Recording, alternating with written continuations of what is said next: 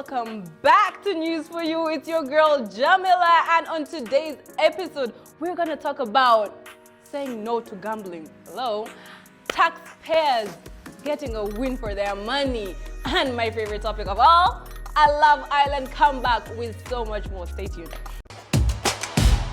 Basically, there's been a fresh debate going on about whether Ugandans with dual citizenship should be allowed to sit or stand and serve in cabinet.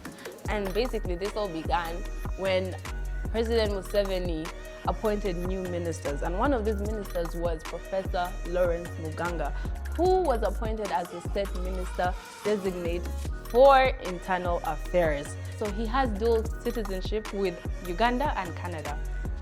He's still full Ugandan, keep that in mind.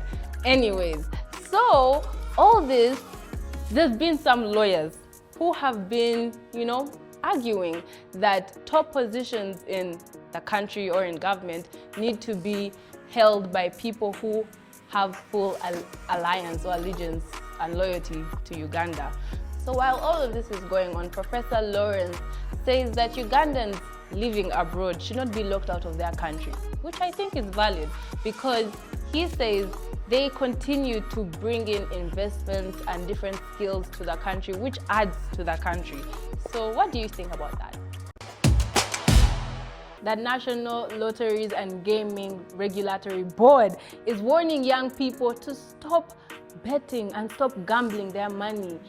And the board CEO, Mudene, has told young people that betting should be a form of entertainment and not a social plan. He's telling young people that they should use their finances in a more productive way, either in agriculture or small businesses, which have a high or more likely return on investment, rather than betting your whole life away, which I think is a fair deal. You know what I mean? What do you think?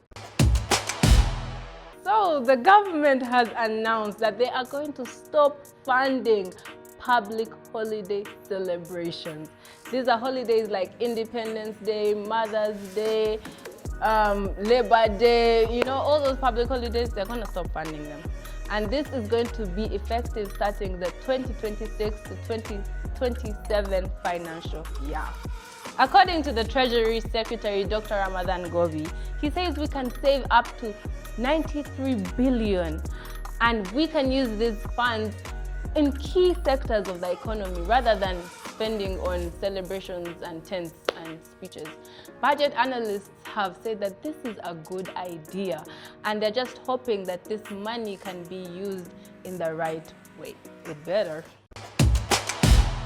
The remains of the legendary Kadongo Kamu singer Paul Kafeero have been unearthed because of a long-running family dispute over paternity and inheritance. For years, about 20 people have come and claimed to be the biological children of this musician. Now, this has brought a lot of legal and financial disputes upon his houses and his legacy left behind. Now, they think by digging up his DNA, this will finally bring some closure for the families and also finally let the man rest in peace. So what do you think?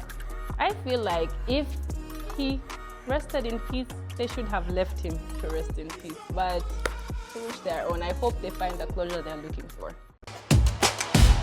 And finally, for my favorite story, the Love Island is finally coming back. Summer is here, guys. Summer has arrived. Both Love Island UK and US are starting today, but for us Ugandans, we shall watch it tomorrow.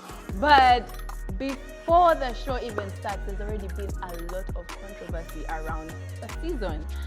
In the US category, someone, before they aired the first episode, has already been kicked off the island because of racial activities. And then as for the UK one, I think you just have to stay tuned to find out, to be very honest. But what do you think? I feel like people need to leave the cast and just watch the show. Most times when they release the cast, people go and dig up everything about them. They want to know their past, their kids, their family, hey, guys, leave the cast to entertain you for the summer. Now people are not even going to entertain you because you guys were digging up things.